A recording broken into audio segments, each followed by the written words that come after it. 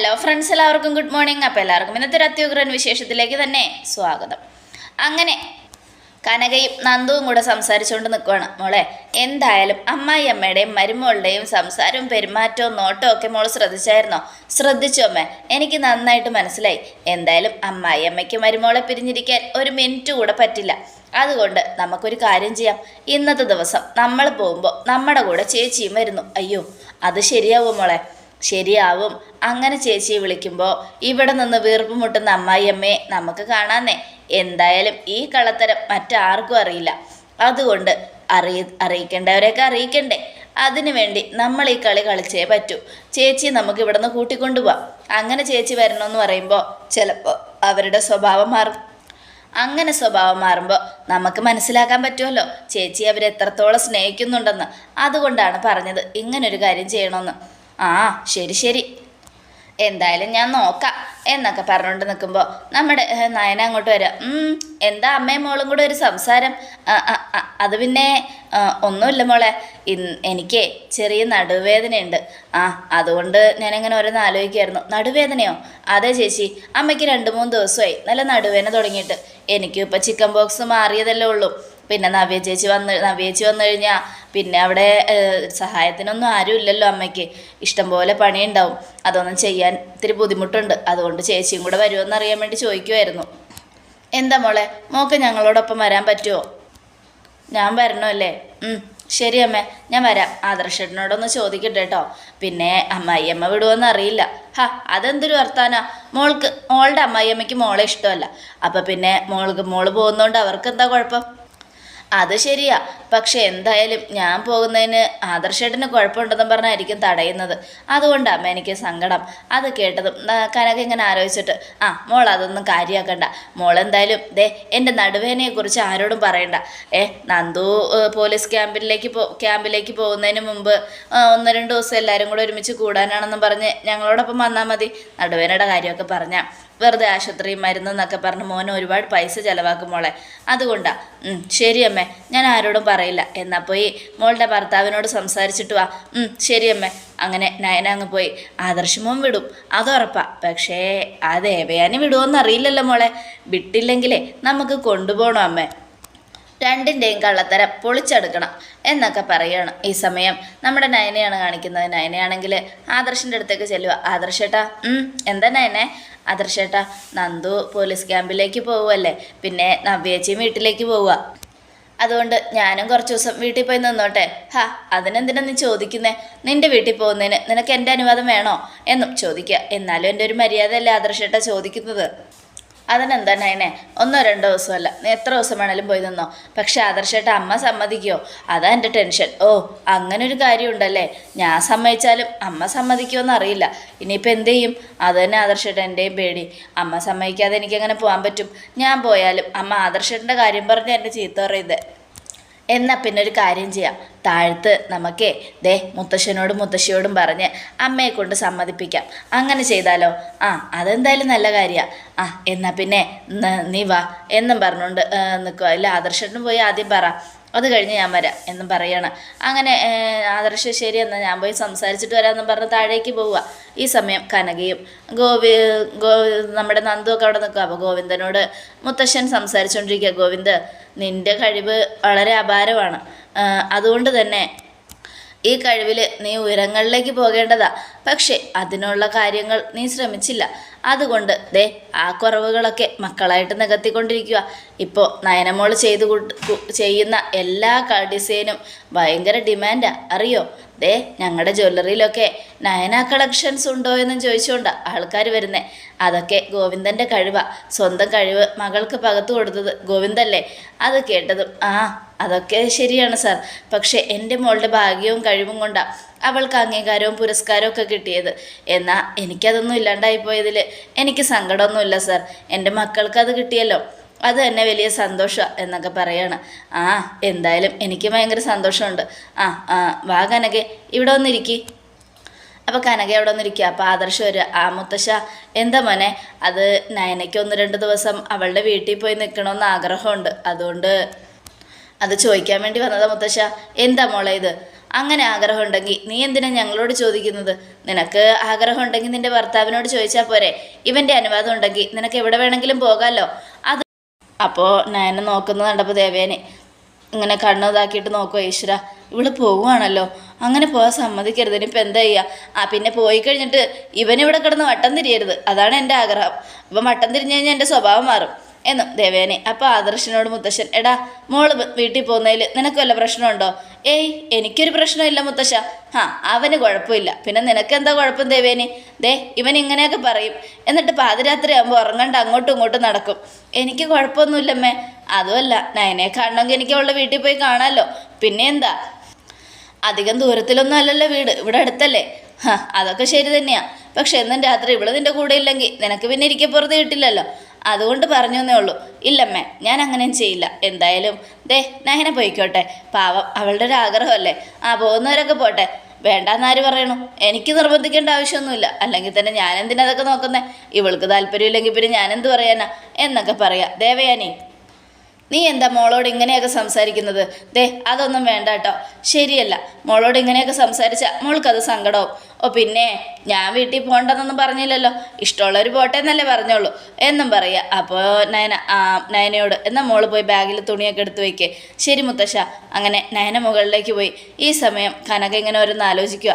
അപ്പോൾ ദേവയാനി, പോകുന്നവരൊക്കെ പോയിക്കോട്ടെ എന്നും പറഞ്ഞുകൊണ്ട് മുകളിലേക്ക് പോവുകയാണ്. ഈ സമയം മുത്തശ്ശൻ, അമ്മായിയമ്മയ്ക്ക് മരുമകളെ കണ്ണെടുത്താൽ കണ്ടൂടാ. എൻ്റെ കനകെ, നീ ഒന്നും വിചാരിക്കണ്ട. സ്നേഹിക്കുന്നവർക്ക് ചങ്ക് പറിച്ചു കൊടുക്കുന്ന സ്വഭാവമാണ്. പക്ഷേ ഇപ്പോൾ വെറുത്തു പോയില്ലേ, എന്ത് ചെയ്യാനാ? എന്നാൽ അവർ എന്തെങ്കിലും ഒരു കാര്യം തിരിച്ചറിയുമ്പോൾ നിൻ്റെ മോളെ സന്തോഷമായിട്ട് ഉള്ളം കൈ കൊണ്ട് നടക്കും. അങ്ങനെ ഒരു ദിവസത്തിന് വേണ്ടി നമുക്ക് കാത്തിരിക്കാം കേട്ടോ എന്നൊക്കെ പറഞ്ഞ് ഉപദേശിക്കുക. അപ്പോൾ ഇല്ല മൂർത്തി സാറേ, സ്നേഹിച്ച ചങ്ക് പറിച്ചു കൊടുക്കുന്ന ആ അമ്മായിയമ്മയുടെ സ്നേഹം ഞാൻ കണ്ടു. എൻ്റെ മോൾക്കിപ്പോൾ ഓരോ ദിവസവും ആ അമ്മായിയമ്മ ചങ്ക് പറിച്ച് കൊടുത്തുകൊണ്ടിരിക്കുക. അതെനിക്ക് മനസ്സിലായത് മൂർത്തി സാറേ. പക്ഷേ അതിവിടെ മറ്റു പലർക്കും മനസ്സിലായിട്ടില്ല, ആദർശമോന് പോലും എന്നൊക്കെ പറഞ്ഞുകൊണ്ടിരിക്കുക. ഈ സമയം നയനയാണെങ്കിൽ തുണിയൊക്കെ എടുത്ത് പാക്ക് ചെയ്യുക. അപ്പോഴേക്കും ദേവയാനി മുകളിലേക്ക് ചെല്ലുക. മോളുടെ അച്ഛൻ്റെ അമ്മയുടെ ആഗ്രഹം സാധിച്ചു കൊടുക്കാതിരിക്കാൻ എനിക്കും കഴിയില്ലല്ലോ, അതുകൊണ്ടാണ് മോളോട് പോയിക്കോളാൻ പറഞ്ഞത്. പിന്നെ പോകുന്നതൊക്കെ കൊള്ളാം, പെട്ടെന്ന് വരണം കേട്ടോ. അതൊക്കെ ഞാൻ വരാമേ. 2-3 ദിവസം കഴിയുമ്പോൾ ഞാനിങ്ങ് പോരും. എനിക്കവിടെ പിടിച്ചു നിൽക്കാനൊന്നും പറ്റില്ല. പിന്നെ വിഷു ഒക്കെ വരുമല്ലോ അമ്മേ. പിന്നെ വിഷുവിന് മോൾ ഇങ്ങോട്ടേക്ക് വരില്ലേ? ഇവിടേക്ക് വരണമെന്നാണ് എൻ്റെ ആഗ്രഹം. ഇനി അമ്മയും അച്ഛനും എന്ത് പറയുമെന്ന് അറിയില്ലമ്മേ. മോള് പോകുന്നതിൽ എനിക്ക് നല്ല സങ്കടമുണ്ട്. വിഷുവിന് മോൾ ഇവിടെ ഉണ്ടാവണമെന്ന് എനിക്ക് ആഗ്രഹം. ദേഷ്യത്തോടെ മോൾക്ക് കുറച്ച് കൈനീട്ടം വാരിക്കോരി തരണമെന്നുണ്ട്. എന്ത് ചെയ്യാനമ്മേ, ആദ്യത്തെ വിഷു അല്ലേ കല്യാണം കഴിഞ്ഞിട്ട്. അതുകൊണ്ട് തന്നെ എല്ലാവരും എന്ത് പറയുമെന്നറിയില്ല. എന്തായാലും മോൾ അച്ഛനോടും അമ്മയോടൊക്കെ പറഞ്ഞിട്ട് എങ്ങനെയെങ്കിലും സമ്മതിപ്പിച്ചിട്ട് എത്രയും പെട്ടെന്ന് വരാൻ നോക്കണം കേട്ടോ. എനിക്ക് മോൾക്ക് കുറേ കൈനീട്ടം തരണം എന്നൊക്കെ ആഗ്രഹമുണ്ട്. ശരി അമ്മേ, ഞാൻ ശ്രമിക്കാം അമ്മേ എന്നൊക്കെ പറഞ്ഞുകൊണ്ടിരിക്കുമ്പോൾ ആദർശ് വരിക. എന്തൊക്കെ പറഞ്ഞിട്ട് എന്താ കാര്യം? പോകുന്നതൊക്കെ കൊള്ളാം. എൻ്റെ മോൻ്റെ ഉറക്കം കെടുത്തിട്ടാണ് നീ പോകുന്നെങ്കിൽ എൻ്റെ സ്വഭാവം മാറും. മര്യാദയ്ക്ക് ഇരുന്നോളണം കേട്ടല്ലോ, പെട്ടെന്ന് തിരിച്ചു വന്നോളണം. അത് കേട്ടതും നമ്മുടെ ആദർശ്, അമ്മേ എല്ലാവരും പൊയ്ക്കോന്ന് പറഞ്ഞു. അമ്മയും പറഞ്ഞു. പിന്നെ അവളിങ്ങനെ വഴക്ക് പറയല്ലേ? ഞാൻ വഴക്ക് പറയുന്നൊന്നുമില്ല, നിൻ്റെ പൊന്നാര ഭാര്യയെ. പിന്നെ പോകുന്നത് കൊണ്ട് എനിക്ക് കുഴപ്പമൊന്നുമില്ല. പോയി കഴിഞ്ഞാൽ നിൻ്റെ സ്വഭാവം മാറുന്നു കാണുമ്പോഴാണ് എനിക്ക് സങ്കടം. നീ ഉറങ്ങത്തുമില്ല, ഇങ്ങനെ രാത്രി മുഴുവനും എഴുന്നേറ്റ് നടക്കും. അതാ എൻ്റെ ടെൻഷൻ. ഇല്ലമ്മേ, ഞാൻ അങ്ങനെ നടക്കുമൊന്നുമില്ല. എന്തായാലും അവളുടെ വീട്ടിലേക്കല്ലേ പോകുന്നേ, അതിലിപ്പോൾ എന്താ തെറ്റ്? എനിക്ക് കുഴപ്പമൊന്നുമില്ല. പിന്നെ അവസാനം നീ കിടന്ന് വിഷമിക്കാതിരുന്നാൽ മതി, അത്രേ എനിക്ക് പറയാനുള്ളൂ എന്നും പറഞ്ഞുകൊണ്ട് ദേവേനെ അങ്ങ് പോവുക. ഈ സമയം എടി നയനെ, അമ്മ ഇങ്ങോട്ട് വന്നു, ഞാൻ ഇങ്ങോട്ട് വരുന്ന സമയത്ത് അമ്മ നിന്നോട് എന്താ പറഞ്ഞുകൊണ്ടിരുന്നേ? വേറെ എന്ത്, ഇതൊക്കെ തന്നെ. വെറുതെ ചീത്ത പറയുമോ ആദർശേട്ടാ? അതെ, പറയുന്നെങ്കിൽ പറഞ്ഞോട്ടെ. നീ പോയിട്ട് വാ നിൻ്റെ വീട്ടിൽ. വിഷുവിന് നീ ഇങ്ങോട്ട് വരില്ലേ? വിഷുവിന് ഇങ്ങോട്ട് വരണോ ആദർശേട്ടാ? വരണം. കല്യാണം കഴിഞ്ഞ് സ്നേഹിക്കാൻ തുടങ്ങിയിട്ട് നമ്മുടെ ആദ്യത്തെ വിഷു അല്ലേ, അപ്പം പിന്നെ ഇങ്ങോട്ട് വരാൻ നോക്ക്. ശരി. ആദർശേട്ടൻ 1-2 ദിവസം അവിടെ ഒന്ന് നിൽക്കുമോ? അല്ലെങ്കിൽ ഒരു ദിവസമെങ്കിലും നിൽക്കുമോ? ഞാൻ ശ്രമിക്കാം. അതിനു മുമ്പേ കമ്പനിയിലേക്ക് നീ വരണ്ട, ലീവ് എടുത്തോ. നിൻ്റെ അമ്മയുടെയും അച്ഛൻ്റെയും അനിയത്തിയുടെയും ചേച്ചിയുടെയും ഒക്കെ കൂടെ അടിച്ചു പൊളിക്ക്. ശരി ആദർശേട്ടാ. പിന്നെ നമ്മുടെ ജീവിതത്തിലും വേണ്ടേ ഇതുപോലൊരു 7-ാം മാസം? വേണോ ആദർശേട്ടാ? അങ്ങനൊരു മോഹം എല്ലാവർക്കും ഉണ്ട്. അതുകൊണ്ട് നമുക്ക് വിഷുവൊക്കെ കഴിഞ്ഞിട്ട് ഒരു ഗൈനക്കോളജിസ്റ്റിനെ പോയി കാണാം. അതും അമ്മയുടെ കൂട്ടുകാരി ഡോക്ടറല്ലേ, അവരെ പോയി കാണാം എന്നും നയന പറയുക. അത് കേട്ടതും അത് വേണ്ട, ചിലപ്പോൾ ഈ കാര്യം പറയുമ്പോൾ അമ്മയ്ക്ക് അത് ഇഷ്ടപ്പെടില്ല. അതുകൊണ്ട് നമുക്ക് വേറെ ഡോക്ടറെ കാണുന്നതായിരിക്കും നല്ലത്. ശരി, എന്നാൽ ആരെങ്കിലും കാണാം എന്നും പറഞ്ഞുകൊണ്ട് ആദർശിനെ കെട്ടിപ്പിടിച്ച് നയന സന്തോഷത്തോടെ ഇങ്ങനെ ഇരിക്കുകയാണ്. അതോടുകൂടെ എപ്പിസോഡ് അവസാനിക്കുകയാണ്. നാളത്തെ ഒരു തകർപ്പൻ വിശേഷത്തിനായിട്ട് കാത്തിരിക്കുക. എല്ലാവർക്കും ഒരിക്കൽ കൂടെ നല്ലൊരു ശുഭദിനം. അന്തു ക്യാമ്പിലേക്ക് പോവുകയാണല്ലോ. പിന്നെ കല്യാണം കഴിഞ്ഞതിന് ശേഷം ഞങ്ങൾ മൂന്നുപേരും ഒരുമിച്ച് ഒരു വീട്ടിൽ കുറച്ച് ദിവസം നിന്നിട്ടില്ല. അതുകൊണ്ടാണ് പഴയ ഓർമ്മകളൊക്കെ ആയിട്ട് കുറച്ച് ദിവസം വീട്ടിൽ ഒരുമിച്ച് നിൽക്കാമല്ലോ എന്ന് കരുതിയിട്ടാ. അതിനെന്താ മക്കളെ, പോയിട്ട് വാ. നിങ്ങളവിടെ പോയി സന്തോഷത്തോടെ നിൽക്കുന്നതിൽ ഞങ്ങൾക്ക് ഒരു സങ്കടവും ഇല്ല. ഇന്നത്തെ കാലത്ത് പെൺകുട്ടികൾ അങ്ങനെയാണ്. കല്യാണം കഴിഞ്ഞ് കഴിഞ്ഞാൽ ഭർത്താവിൻ്റെ വീട്ടിൽ നിൽക്കുന്നതിനേക്കാൾ കൂടുതൽ സ്വന്തം വീട്ടിൽ പോയി നിൽക്കാറാ പതിവ്. പക്ഷെ ഇവിടെ നേരെ തിരിച്ചാ. എൻ്റെ നയനമോളും നവ്യമോളും ഒക്കെ വീട്ടിലേക്ക് പോകാൻ ഒരുപാട് കൊതിക്കുന്നുണ്ടെങ്കിലും അവർ പോകില്ല. അവരെന്തായാലും ഞങ്ങളുടെ കാര്യങ്ങളൊക്കെ നോക്കി ഇവിടെ നിൽക്കുന്ന മക്കളാണ്. അങ്ങനെയുള്ളപ്പോൾ നിങ്ങൾക്ക് നിങ്ങളുടെ വീട്ടിൽ പോയി നിൽക്കണമെന്ന് തോന്നിയാൽ അതിനാരുടെ അനുവാദം ചോദിക്കേണ്ട ആവശ്യമൊന്നുമില്ല. എപ്പോൾ പോകണോ അപ്പം പോയി നിൽക്കാം, കേട്ടല്ലോ എന്നൊക്കെ പറയാം. കനകെ ഇങ്ങനൊരു ആഗ്രഹം ഉണ്ടായിരുന്നെങ്കിൽ ഞങ്ങളോട് പറയായിരുന്നില്ലേ? അത് പിന്നെ മൂർത്തി സാറേ എങ്ങനെയാ മൂർത്തി സാറിനോട് പറയുന്നേ? അതുകൊണ്ടാണ് ഞാൻ നയനയോട് പറഞ്ഞത്. നയന ആദർശമോനോട് പറഞ്ഞു, ആദർശമോൻ സാറിനോട് പറഞ്ഞു, അത്രേ ഉള്ളൂ. എന്നിട്ട് ഇത്രയും നേരം സംസാരിച്ചിട്ട് ഗോവിന്ദൊന്നും പറഞ്ഞില്ലല്ലോ. അത് തീരുമാനം എൻ്റെ ആയിരുന്നു മുത്തശ്ശ. ഞാനാ കുറച്ച് ദിവസം അമ്മയോടൊപ്പം പോയി നിൽക്കണമെന്ന് ആഗ്രഹിച്ചത്. മോൾക്ക് അങ്ങനെ ഒരു ആഗ്രഹം ഉണ്ടെങ്കിൽ ഞങ്ങളോട് ചോദിക്കേണ്ട ആവശ്യമൊന്നുമില്ല. കല്യാണം കഴിഞ്ഞു എന്ന് കരുതി സ്വന്തം അച്ഛനെയും അമ്മയെയും ഒക്കെ മറന്ന് ഇവിടെ വന്ന് ജീവിക്കണമെന്ന് ആരും മോളെ ഇവിടെ പിടിച്ചു കെട്ടിയിടില്ല കേട്ടോ. പക്ഷെ മുത്തശ്ശ, ഞാനതല്ല പറയാൻ വന്നത്. അമ്മ സമ്മതിക്കില്ലല്ലോ. ഓ, അങ്ങനൊരു കാര്യമുണ്ടല്ലോ. അമ്മയ്ക്ക് മരുമകളെ ഇഷ്ടമല്ല. എന്നാൽ മരുമകൾ വീട്ടിലേക്ക് പോകുന്നു എന്ന് പറഞ്ഞാൽ അവൾക്ക് അപ്പം തുടങ്ങും. അതുകൊണ്ട് ഇനിയിപ്പോൾ എന്ത് ചെയ്യും? അതെ, മോൻ പോയി അവളെ വിളിച്ചോണ്ട് വാ, ഞാൻ സംസാരിക്കാം. ഇനി ദേവേനെ വിട്ടില്ലെങ്കിൽ ബാക്കി കാര്യം ഞാൻ നോക്കിക്കോളാം, ചെല്ലു മോനെ എന്ന് ആദർശിനോട് പറയുക. അത് കേട്ടത് ആദർശ് ശരി മുത്തശ്ശി അവ വിളിച്ചോണ്ട് വരാമെന്നും പറഞ്ഞുകൊണ്ട് മുകളിലേക്ക് പോവുക. ഈ സമയമാണെങ്കിൽ അവരെല്ലാവരും ഓരോരോ കാര്യങ്ങളൊക്കെ സംസാരിച്ചുകൊണ്ട് ഇങ്ങനെ ഇരിക്കുക. ചെറിയ ചെറിയ കാര്യങ്ങളാണ്. നന്ദു മോളെന്തായാലും പോലീസ് ക്യാമ്പിലേക്കൊക്കെ പോകുമ്പോൾ ഞങ്ങളെയൊക്കെ മറക്കരുത് കേട്ടോ എന്നൊക്കെ പറഞ്ഞുകൊണ്ട് ഈ സമയം ദേവയാനിയാണെങ്കിൽ പിറുപിറുത്തോണ്ടിരിക്കുക. നീ എന്തിനാ ദേവയാനി ഇങ്ങനെ മോന്ത കാണിച്ചുകൊണ്ട് നിൽക്കുന്നേ? ഇതേപോലെ അനിയുടെ ഭാര്യയ്ക്കും ഇഷ്ടം പോലെ സ്വർണം നീ വാരിക്കൊരു കൊടുത്തായിരുന്നല്ലോ. അപ്പം നിനക്കൊരു സങ്കടം ഉണ്ടായിരുന്നില്ല. നവ്യയ്ക്ക് സ്വർണം കൊടുത്തപ്പോൾ നിനക്കെന്താ ഇത്ര പ്രശ്നം? നവ്യയ്ക്ക് മാത്രമല്ല അവളുടെ അനിയത്തിക്കും കൊടുക്കുന്നത് എനിക്കിഷ്ടമൊന്നുമല്ല എന്നും ദേവയാനി. അത് കേട്ടതും എൻ്റെ ദേവയാനി, നമുക്ക് ഇട്ടുമൂടാവുന്ന സ്വർണ്ണമുണ്ട്. ഇന്നത്തെ കാലത്ത് സ്വർണ്ണവില കുതിച്ചു വരിക. ആ സമയത്ത് നമ്മളിങ്ങനെ പിശുക്ക് കാണിക്കുന്നത് ശരിയല്ല. എന്തായാലും നമ്മുടെ മരുമക്കളല്ലേ സ്വർണ്ണം അണിയുന്നത്, അതിൽ നമ്മൾ അഭിമാനം കൊള്ളുക വേണ്ടത് എന്നൊക്കെ പറയണം. ഒന്ന് പോ ചേട്ടാ, എനിക്കിതിൽ താല്പര്യമൊന്നുമില്ല. ഓ, അവൾക്ക് എന്തോരം സ്വർണ്ണം വാരിക്കോരി കൊടുത്തത് അർഹതയില്ലാതെ. എൻ്റെ ദേവയാനി അർഹതയില്ലാതെ ഒന്നുമല്ല, എല്ലാ അർഹതയോടും കൂടെ തന്നെയാണ് നവ്യയ്ക്ക് സ്വർണം കൊടുത്തത്. അതിലൊരു തെറ്റുമില്ല. ഈ കുടുംബത്തിൻ്റെ ഒരു കുഞ്ഞിനെയാണ് അവൾ വയറ്റി ചുമക്കുന്നത്. അങ്ങനെയുള്ളപ്പോൾ അവൾക്ക് ഈ സ്വർണ്ണമൊന്നും ഒരു ചെറിയ സമ്മാനം മാത്രമാണ്, കേട്ടല്ലോ. അതുകൊണ്ട് നീ കൂടുതൽ ഉടക്കാനൊന്നും നിൽക്കണ്ട എന്നൊക്കെ പറഞ്ഞ് ഉപദേശിക്കുക. ഈ സമയമാണെങ്കിൽ ആദർശം അങ്ങോട്ട് വരാം. അമ്മേ, മുത്തശ്ശനെ അമ്മയെ കാണണമെന്ന് പറയുന്നു. എന്തിനാടാ? എനിക്കറിയില്ലമ്മേ, അമ്മ ചെന്ന് ചോദിക്ക്.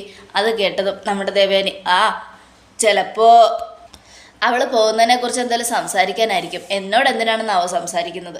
അത് കേട്ടതും ജയൻ അതുകൊണ്ടൊന്നും ആയിരിക്കില്ല, നിന്നെ വഴക്ക് പറയാനായിരിക്കും.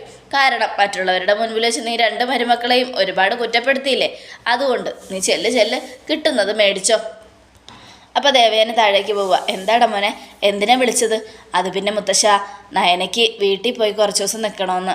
അതുകൊണ്ട് അമ്മ സമ്മതിക്കണമല്ലോ. അപ്പോൾ മുത്തശ്ശനോടും മുത്തശ്ശിയോടും പറഞ്ഞിട്ട് അമ്മയോട് സംസാരിപ്പിക്കാൻ വേണ്ടി വിളിച്ചതാ. അതെന്തായാലും നന്നായിടാ മോനെ. പാവം മോള് ഇവിടെ വന്നതിന് ശേഷം അധികമൊന്നും വീട്ടിൽ പോയി നിൽക്കില്ല. അമ്മായിയമ്മയ്ക്ക് മരുമകളെ ഇഷ്ടമല്ല, മരുമകൾക്കൊന്നും കൊടുക്കാനും പാടില്ല. എന്നാൽ മരുമകൾ വീട്ടിൽ പോയി നിന്ന അമ്മായിയമ്മയ്ക്ക് ദേഷ്യം വരികയും ചെയ്യും. മോൻ്റെ പേരും പറഞ്ഞ് അമ്മായിയമ്മ ഇങ്ങനെ പിടിച്ചു കെട്ടുകയും ചെയ്യും എന്നൊക്കെ പറഞ്ഞിരിക്കുക. ഈ സമയം മുത്തശ്ശൻ ചോദിക്കുക, അല്ല നന്ദു, എന്തായാലും SI ആയിക്കഴിഞ്ഞാൽ സിവിൽ എക്സാം എഴുതുന്നത് നല്ലതായിരിക്കും കേട്ടോ എന്നൊക്കെ പറയാണ്. അതൊക്കെ ഞാൻ നോക്കുന്നുണ്ട്. മോൾക്ക് അതിനുള്ള ബുദ്ധിയൊക്കെ ഉണ്ടെന്ന് നയനമോൾ പറയാറുണ്ട്. എന്തായാലും മോൾ മിടിക്കുക. എൻ്റെ സാറേ, ഇവൾ SI ആയിക്കഴിഞ്ഞാൽ എനിക്കാ ഉറക്കം നഷ്ടപ്പെടുന്നത്. കാരണം മുഖം നോക്കാതെ ഇവള് എല്ലാവരും എടുത്തിട്ട് പെരുമാറുന്നേ. അതാ എൻ്റെ പേടി. അത് കേട്ടതും എൻ്റെ കനകേ, ഇന്നത്തെ കാലത്ത് ഇതുപോലുള്ള മക്കൾ കുറവായിരിക്കും. എന്തായാലും ഇന്നത്തെ കാലത്ത് ഇങ്ങനെ മക്കളെ കിട്ടിയതിൽ നീ പുണ്യം ചെയ്തത്, നീ സന്തോഷിക്കണം എന്നൊക്കെ പറയുക. അതിലെനിക്ക് സന്തോഷമുണ്ട് മൂർത്തി സാറേ, അഭിമാനമുണ്ട്. പക്ഷേ എനിക്ക് നല്ല പേടിയാണ് ഇവളുടെ കാര്യം ഓർത്തിട്ട്. SI അങ്ങനെ ആയിക്കഴിഞ്ഞാൽ ആരെങ്കിലും ഒരാൾ കുറ്റം ചെയ്യുന്ന വേണ്ട അവരെടുത്തിട്ട് കുടയും. അതാ എൻ്റെ പേടി എന്നൊക്കെ പറഞ്ഞിരിക്കുമ്പോൾ ദേവേനി വരിക. എന്താ വെച്ചാൽ എന്നെ കാണണമെന്ന് പറഞ്ഞത്? ദേവേനെ, നയനമ്മൾക്ക് കുറച്ച് ദിവസം അവളുടെ ചേച്ചിയുടെയും അനിയത്തിയുടെ അമ്മയുടെ അച്ഛൻ്റെയൊക്കെ കൂടെ പോയി നിൽക്കണമെന്ന് ആഗ്രഹമുണ്ട്. അവൾ പോയിക്കോട്ടെ എന്നും പറയുക. അത് കേട്ടതും പോകുന്നവരൊക്കെ പോട്ടെ, ഞാൻ വേണ്ടെന്ന് പറയുന്നില്ലല്ലോ എന്നും ദേവയാനി. ആ വർത്തമാനം കേട്ടതും കനക ദേവയാനിയുടെ മുഖത്തേക്കും നയനയുടെ മുഖത്തേക്കും മാറി മാറി നോക്കുക. അപ്പം നയനയുടെ മുഖം